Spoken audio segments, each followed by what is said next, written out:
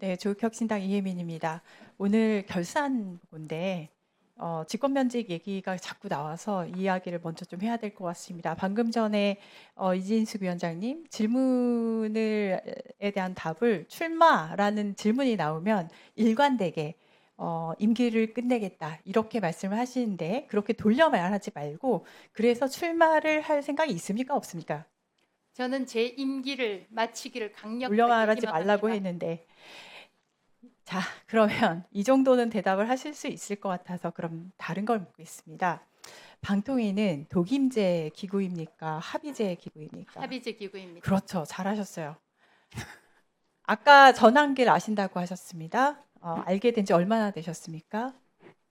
얼마나 된지 모르고 이 자리에서 그걸 밝힐 이유는 없다고 생각합니다.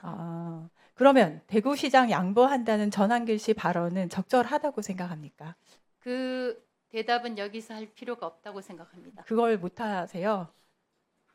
지난주에 KBS 박장범 사장도 자꾸 왔다 갔다 대답을 못 하던데 이진숙 위원장도 그걸 배웠나 보네요. 저는 이걸 얄팍한 중립이라고 생각을 합니다. 네, 방금 대답을 들으신 대로 방통위는 합의제 기구죠. 대한민국 행정조직은 크게 두 가지 형태, 독임제, 합의제 기구로 나뉩니다. 독임제는 장관, 지금 과기정통부 장관님 나와 계시는데 장관같이 한 명 책임자가 모든 결정 신속하게 내리는 체제입니다. 정책 집행 효율성 극대화하는 것이 목적이죠. 합의제는 묻지 않고 제가 말씀드리는 게 나을 것 같아요. 위원회처럼 복수, 구성원들이 토론하고 협의 거쳐서 결정을 내리는 체제죠. 의견 수렴하고 정책 결정의 공정성과 중립성 확보하는 것이 그 목적이 있습니다. 방통위는 그런 합의제 기구의 전형적인 기구고요. 방송과 통신이라는 민감하고 너무나도 중요한 영역 다루기 때문에 특정 개인이나 정치적 성향, 다시 말씀드립니다. 정치적 성향에 치우치지 않고 객관적이고 공정한 결정 내려야 하는 책무 지고 있습니다. 그런데 지금 방통위는 그 존재 이유인 중립성을 잃어가고 있어요. 이진숙 위원장은 아주 여러 번 특정 정파에 치우친 발언하고 행보로 논란이 됐습니다. 감사원에서 이 위원장에 대해서 정치적 중립 위반에 해당한다고 공식적으로 판단을 했죠. 전환길에 대해서는 상임위 여기이기 때문에 대답을 못한다. 얄팍한 중립 지킬 지언정 방통위의 중립성은 지킬 수가 없는 것 같습니다. 이 위원장은.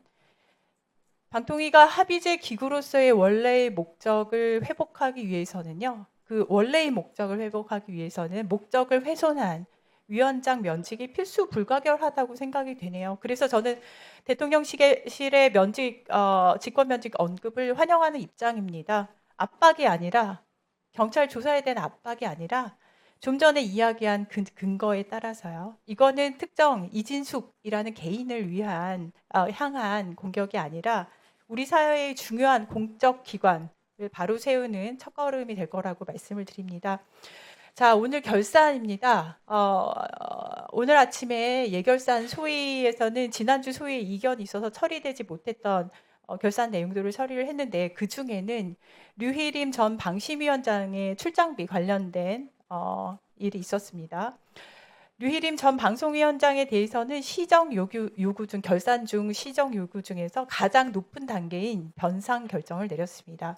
그리고 아까 이주희 의원님께서 언급하신 팩트 체크 넷에 대해서는 방통위에 대해서 그 다음 단계인 징계가 시정 요구로 들어갔다는 것을 국민께 알립니다.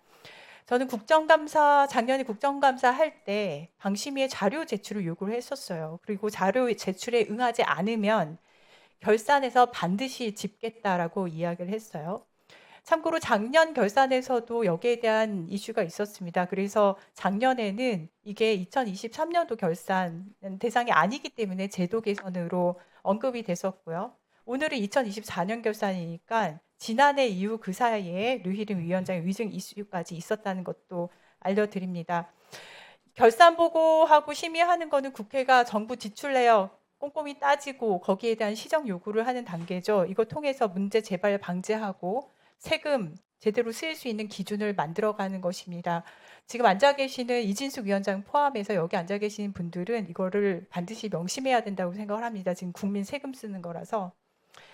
오늘 국회 가방위 예결소에서는 KBS, EBS 부분에 대해서 아직 기관에서 준비가 안 됐다고 해서 심의를 안 했는데 그 중에서 방통위에서도 들으세요. KBS는 자료를 내지 않았습니다. 자료를 내지 않으면 결산 심의, 조금 전에 방심위처럼 결산 심의에 차질이 생길 수밖에 없어요. 저는 이 자리를 빌어서 KBS 박장범 사장, KBS 결산에 대한 자료 요청 성실히 임할 것을 요구합니다. 제출 안 하면 곧 있을 결산 심의 그리고 다가오는 국정감사 지속적으로 문제 제기될 수밖에 없음을 알려드립니다.